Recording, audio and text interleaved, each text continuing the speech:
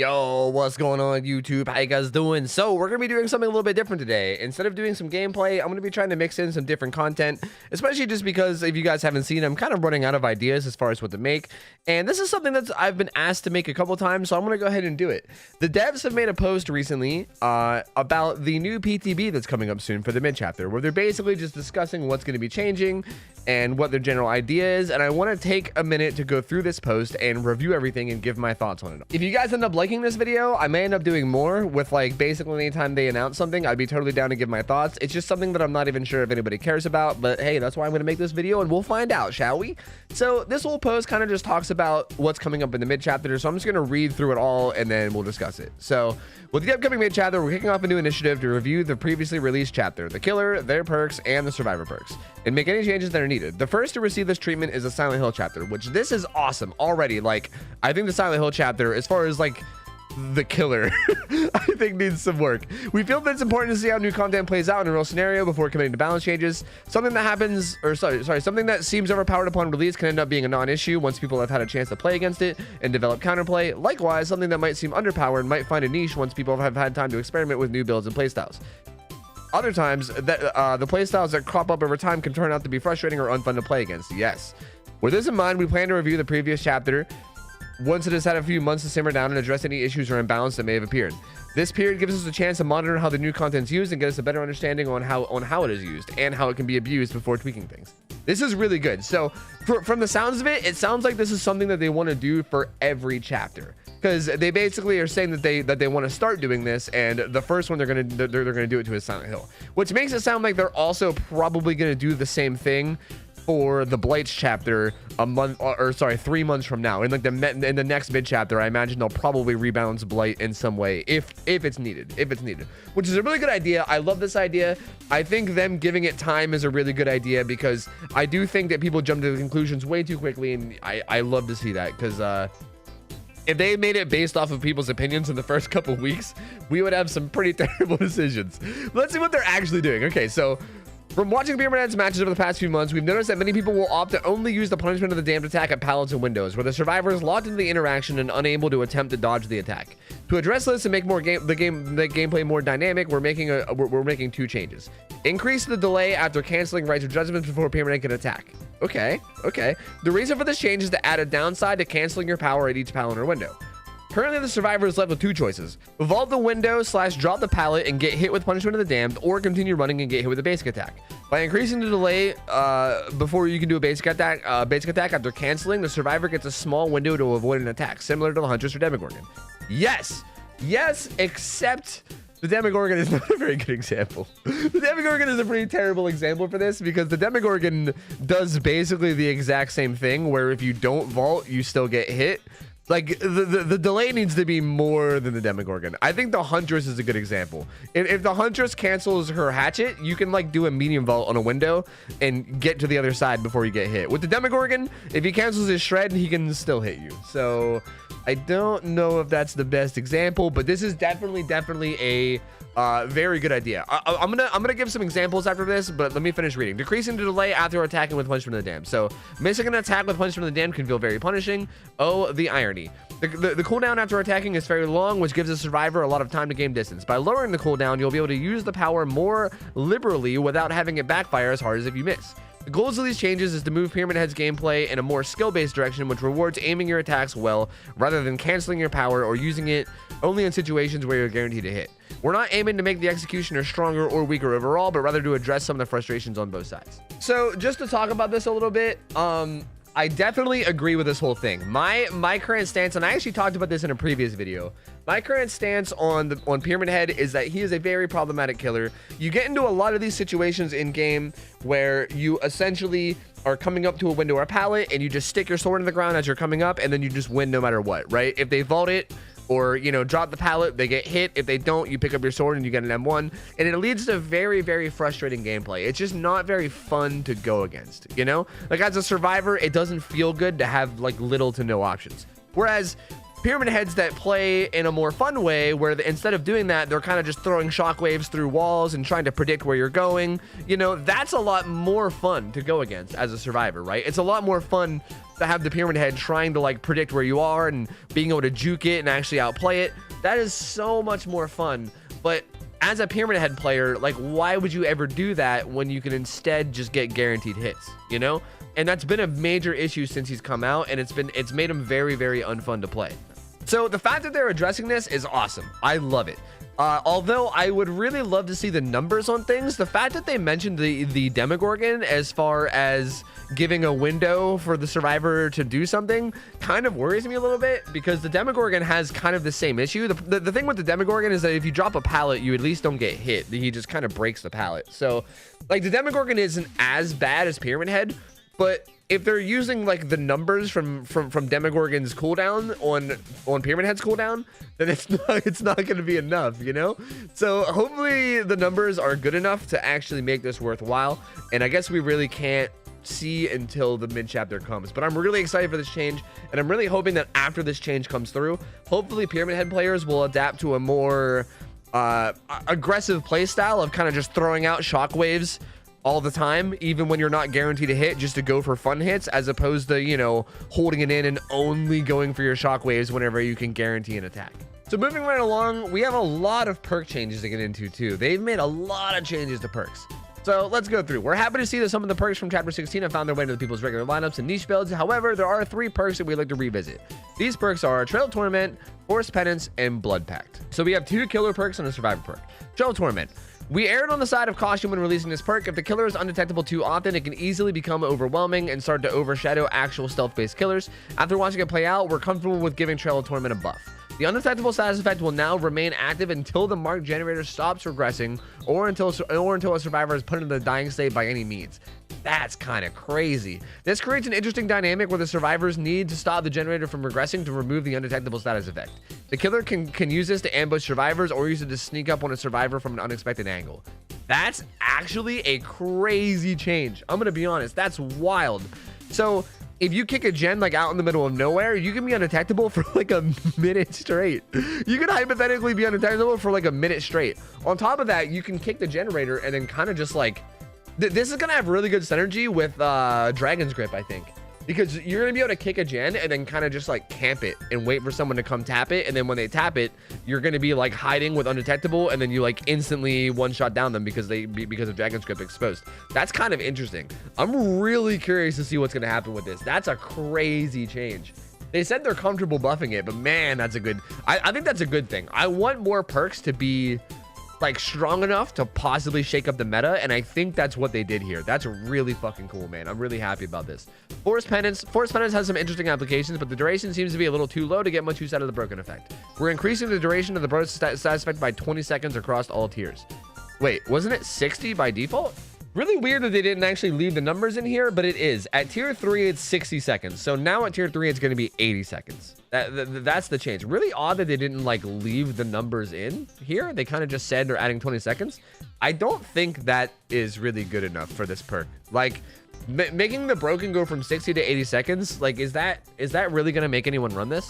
Like, is anyone really going to run this perk now? I don't think, right? Like, no one really ran it that much before, and I don't think anyone's going to run it now. Like, I think it needs to do something more than that as well. I don't know what, but it's just not quite enough. Like, it's such a niche scenario. Like, you're basically relying on people to body block for each other, which is not something that happens every game. Sometimes you get entire games where nobody body blocks ever. And then even if they do body block, them being broken for like X amount of time isn't that big of a debuff. Like a lot of survivors just don't heal up anyway. So it's not like... I just don't think this is strong enough, and I still don't really think it even fits into a niche. Like, I can't even think of a time where I'd be like, yeah, for this particular build, Forced Penance seems good. Like, no matter what, I just think this is just not going to be a good perk. So kind of disappointing. I wish they would have did something more. Like, if you're going to change a perk, you might as well like really, really change it, right? Like, really buff the fuck out of it, kind of like they did with Trail Torment.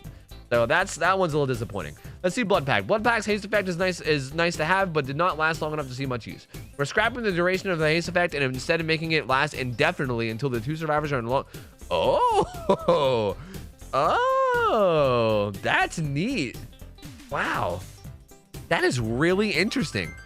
So Blood Pact is a perk where it's like an obsession healing perk, basically, where If you're the obsession or if there's someone else is the obsession, you can see each other's auras when one of you are injured. And basically, if one of you heals each other, you both get haste. And right now, currently, the way it works is that, like, after you finish a healing action, you both get haste for like 10 seconds, and then it goes away, which is not quite enough to really matter. But they're now buffing that, so you get haste. By the way, if you guys don't know what haste is basically like, it's like hope. It's like the perk hope. You move faster. You get like a 7% increase in speed, I think is the number. So now, instead of it just being 10 seconds, it's as long as you guys stay close to each other, which is kind of huge.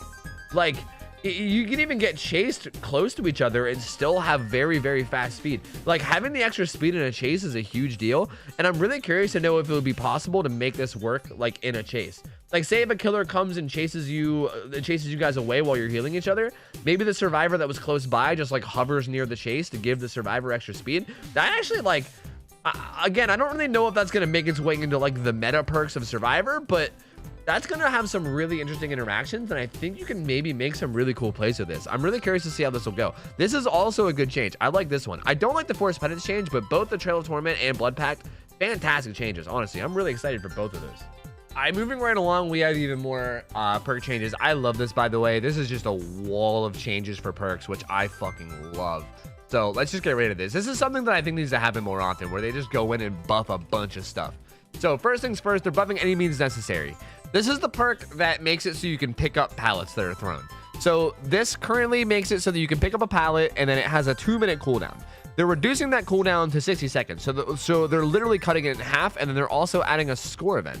So let's see what they said. They said, this is another perk that we aired on the side of caution when releasing. Resetting pallets can be a game changer, but we wanted to make sure that it would not get out of hand. Upon review, we're comfortable with decreasing the cooldown to 60 seconds. I think this is a great change. I don't think this perk is ever really that big of a problem. I think as a killer, you can just kick pallets if you don't want them to, like, if you don't want pallets to be picked up, just kick them, you know, just kick them. It's not that hard. I think this is a great change. I think this perk can absolutely use a buff. I think even with the cooldown being at 120 seconds, I found that whenever I ran it, I didn't even get into a lot of situations where you can lift more than one pallet. So I think this will actually make it somewhat useful. And hopefully you see it ran more. Scroll limits is also getting a change. This is a pretty simple change. It's increasing the radius to 32 meters. So it's currently 24. And this is the perk where when a generator gets completed, all windows within 24 meters of the generator get blocked. And they're raising that to 32, which is great, because this is another perk that I think has like a very specific niche, you know? Like, it combines really well with perks like Bitter Murmur, but it's just not strong enough, right? Like, it's not strong enough to make it into your build, and I still think that this could probably be buffed even more. Because FYI, the windows are only blocked for 30 seconds at tier 3. I think they maybe could have bumped that up as well. I am like notoriously not a fan of perks that block windows. I'm not really a fan of Bamboozle. I'm not really a fan of the new perk that blocks pallets. I'm not really a huge fan of taking away options from the survivors, to be perfectly honest. But at the same time, if you're gonna have perks like this exist, you might as well make them useful, right? Like, there's no point in having perks that are completely dog shit. Because, like, what's even the point? Like, they need to be good enough to actually be viable in builds. Otherwise, they might as well not exist at all. And I think even with this buff to 32 meters, I still just don't quite think it's enough. Like, all they really have to do is make it to, like, one pallet, loop it for a little bit, and then by the time they're done with that, the windows will probably be unblocked anyway. I don't know, man. I feel like if you're committing a whole perk slot for this, it needs to be very valuable, right? It only activates 5 times per game, up to 5 times, like when they do gens. So if it's only going to activate like 5 times a match, it needs to really have an impact, like really have an impact. And I'm just not 100% convinced that this is enough to make it have an impact. But I mean, hey, at least it's getting a buff. I won't complain about it. At least it's getting a buff. I just kind of wish it was a little bit more. They're buffing for the people. Wait, this added a scoring event. Okay, well, they added a scoring event for the people. I thought they were going to do something cool to it, but it's added a scoring event. I mean, I guess that's cool too. Mindbreaker. Okay, this is one of the worst perks in the game. So they increase the duration of the exhaust. The exhaust effect from Mindbreaker often ended up being too short to make much use out of it. We're increasing the duration by a few seconds across the board. Okay, so at tier 3, it's 3 seconds right now. So they said they're adding a few seconds, so it's going to go to like 6 seconds? Because I don't think that's going to make it much better either. I think the main issue with Mindbreaker is the fact that Mindbreaker only works when the gen is above 50% as far as completion, or I guess below 50%. Like the first 50% of the generator is the only time that Mindbreaker works. If you get the gen half done, Mindbreaker no longer works. Which, like, why? Why is that a stipulation for this perk? This perk is already not that good, and having that random stipulation of like the gen it only works if the gen is in the first 50% of its repair. Like, why would that be a thing? Like, take that away. I don't think the extra exhaustion, like the extra exhaustion, I guess is okay too. Like, why not add a couple more seconds? I don't think the difference between 3 to 6 seconds is going to be that huge of a deal, to be honest with you. But I mean, might as well add it. Like, why not? But I would definitely rather have seen them take away the random. It seems so random to have the like 50% required progression thing. Like, I don't understand the point of that. And with that staying in the game, I think this perk is just going to remain to be pretty bad, to be honest. I don't think this is going to be ran by anyone at all. I still think it's going to be probably like the worst perk in the game is killer. Like, I don't think this really improves it that much at all. They need to do much more than that. I really don't even know what they're thinking with this. Like, this feels like they're buffing it just to say they buffed it, because I just don't like see how this makes it useful at all. It's still a pretty terrible perk. So I guess moving right along to Slippery Meat. Okay, so moving right along to Slippery Meat, they are removing the bear tramp escape chance, which I think is probably a good thing. And then they also added an increased chance of self-unhook. I like this. Okay, before I say anything, let me read what they said. Slippery Meat has found its way back into some niche builds, but it's one of the few perks from back in the day that affects one killer more than others. Yes, increasing your odds of escaping from bear traps. This is something we moved away from recently, so we'll be removing the increased bear trap chance from this perk. Yes. To better play into the niche playstyle, Slippery Meat will now increase your chance to self-unhook in addition to giving you more self. Okay, good. This is a very good change. I agree with this. I think having a perk that's basically just like, hey, you know this one killer? Yeah, fuck that one killer. We're just gonna make this perk like a direct counter, and I think that's very bad. And I know you can say that some other perks are like that. Like, I'm sure some people will be like, well, Tofu, what about Iron Will against Spirit? But like, look, Iron Will is good against every killer, okay? It's just better against Spirit than others. And you can say that about a lot of other perks too. Like, of course, like Urban Evasion is going to be a little bit better against Hag than it's going to be against other killers, but it's still a good perk regardless. Slippery Meat only gave you value against Trapper and like not anyone else aside from like the unhook chances, right? It felt very weird for it to just be randomly like, hey, screw Trapper, dude. Yeah, screw that guy. So this is really good. And also the increase of the chance to self unhook makes this an actual viable Kobe perk, which I think is really good. I think going for Kobe's is a really interesting thing, and it's very high risk, high reward, which I'm totally cool with. And I think it'll add a lot of fun to the game. So overall, great change. I hope that the chances to unhook is actually a really high number. I hope they don't give it just like a very minor increase. I hope it's something big. Okay, moving right along to Thanatophobia. So they are removing the heal speed penalty, but they're increasing the penalty on other actions, which is really interesting. Thanatophobia is meant to encourage the survivors to heal in order to avoid penalty from the perk. However, it currently reduces heal speed as well, creating a lose-lose situation where no matter what the survivors do. This prevents us from making the perk stronger, as it would quickly get overbearing. To address this, we're removing the reduced healing speed from the perk, but increasing the action speed penalty to compensate.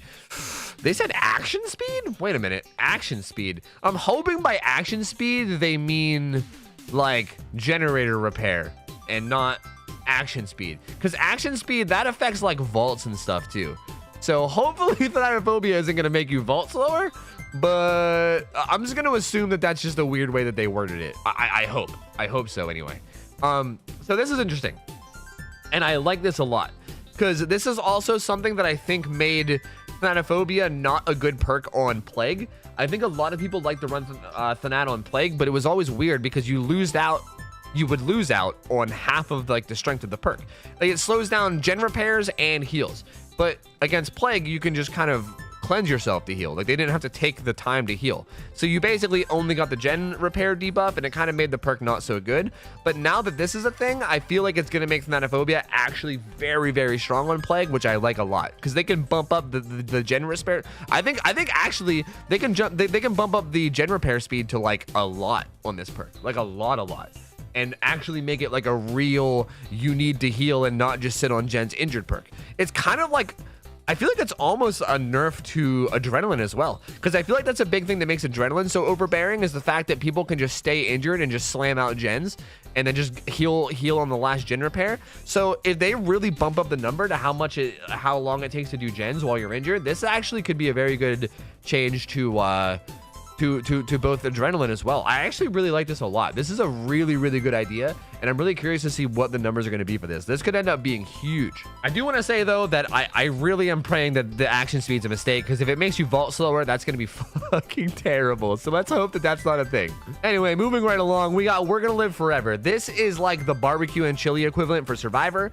and I know people have been wanting a change for this for a long time, because everyone's like, barbecue and chili gives you actual value and helps you kill people, whereas We're Gonna Live Forever doesn't. It doesn't help you at all.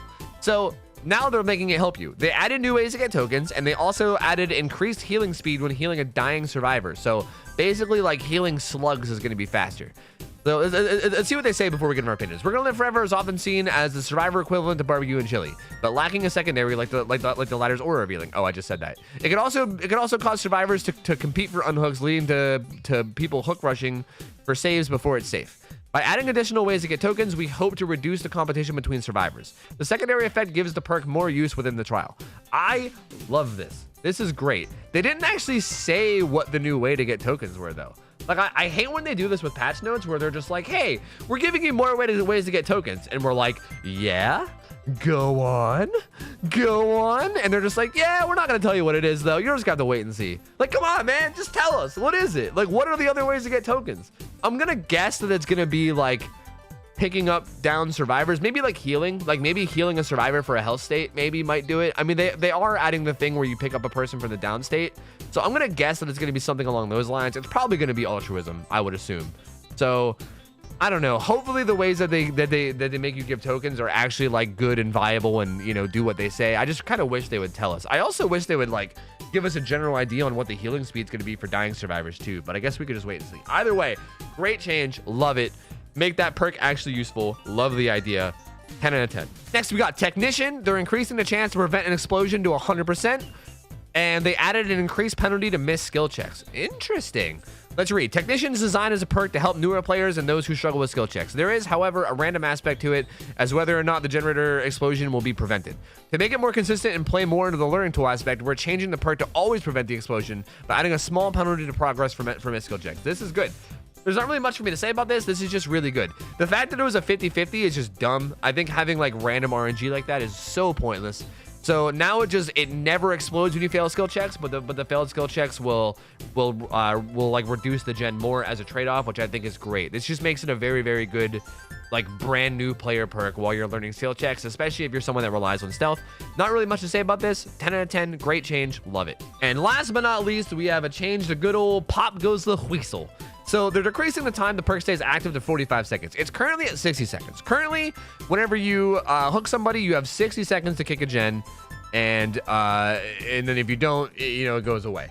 So let's see what they say. Originally, Pop Goes the Weasel had a 30-second cooldown, which felt too short to get much use out of. We later increased this to 60 seconds. This felt much better to use, but it wound up being a little too lenient and allowed killers to find and kick gens at their leisure, often after chasing and downing a different survivor.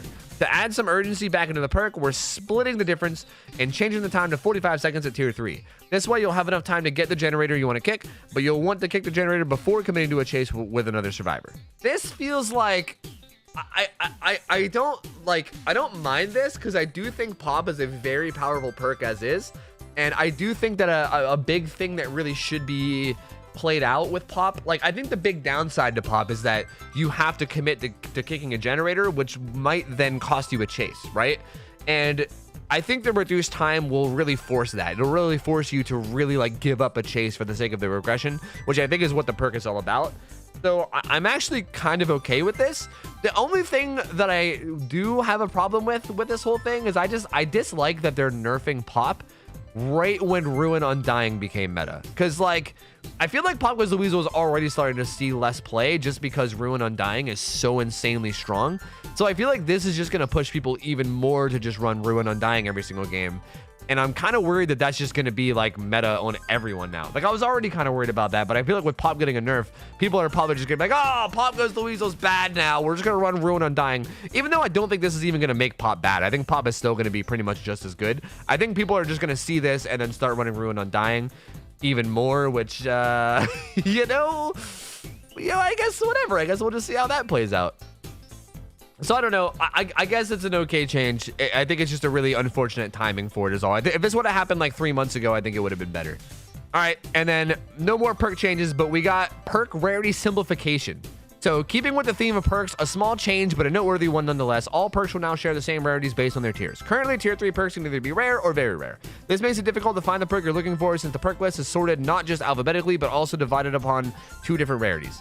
Going forward, the perk rarity will match the tier of the perk. So tier 1 perks will always be yellow, tier 2 will always be green, and tier 3 will always be purple.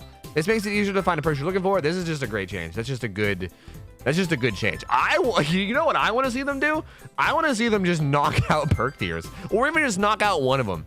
Like, knock out either 1 or 2 perk tiers, you know? Make it either you just get it one time or you only got to get it twice. With them releasing new perks every single chapter, man, the grind is getting so hard for new players that I almost wish that they would just be like, yeah, man, you get Pop Goes the Weasel 1 and you have Pop Goes the Weasel. There's no like having to find it 3 times. But you know what? Maybe that's something for the future. For now, this is a good change. Just, it's like quality of life. It just kind of helps you find, perks, which I think is good. Okay, and then lastly, they just have some graphical updates. Last but not least, we showed off some concept art for the new realm to give a graphic update. Here's more in case you missed them. I'm gonna be honest with you guys. I'm not really the type of person to get too excited about new graphics, to be honest with you. Like, these concept arts look really cool. Like, this is very clearly Suffocation Pit. This is the top of Ironworks. Like, it looks really cool, don't get me wrong. This looks like probably the bottom of Ironworks, I would guess. Yeah, this is definitely the bottom of Ironworks. I'm guessing like the infinite window would be right to your right. This looks like the top of Cool Tower, I believe. Yeah, this is definitely the top of Cool Tower. Like, this stuff is like cool, but I'm not really too worried about it. Like, graphics is cool and all, and maybe you guys that are watching this might be like, oh, this art looks so awesome, because it does look awesome. But I don't know, man. I guess I'm more concerned with like the perks and, you know, the way the game is played as opposed to how it looks. So that's the last. It's just some new stuff, and that's it. That's all for the patch notes. Let me know how you guys feel about this. I'm really curious. I like going through these and talking about things. There's definitely a lot of stuff I have to say. I'm actually really excited for this. I think this is overall going to be a really good mid chapter. I think that they should do this every mid chapter. They should take like 10 or 12 perks and just change them, you know? Take some of like the best perks, nerf them a little bit. Take some of the worst perks, buff them a bit. Just kind of scramble stuff around a little bit. Try to mix up the meta, you know? So I'm really happy that you're doing this. There was definitely some perks that I think could have got more love than they got, but you know, it's okay. Beggars can't be choosers. I'm just glad they're doing it at all. If you guys like this video, remember to leave it a like. Please let me know, by the way, if you want me to do this more. I would be totally down to do this every time that there's like a new update, but I need to know if you guys even care about my opinion or not, you know, because I kind of just always convince myself that no one really gives a shit. So feel free to let me know. Also sub as well, because I've been uploading literally daily. And also stop by my Twitch stream sometime. I'm live every night except for Saturday from 9 p.m. to 3 a.m. Eastern, chilling, hanging out, playing games. Feel free to stop by and say hello. And I'm out of here. Hope you guys have an awesome rest of your night. I'm out of here. See ya. Take care. See ya. I'm out of here. See ya. See you later. See ya.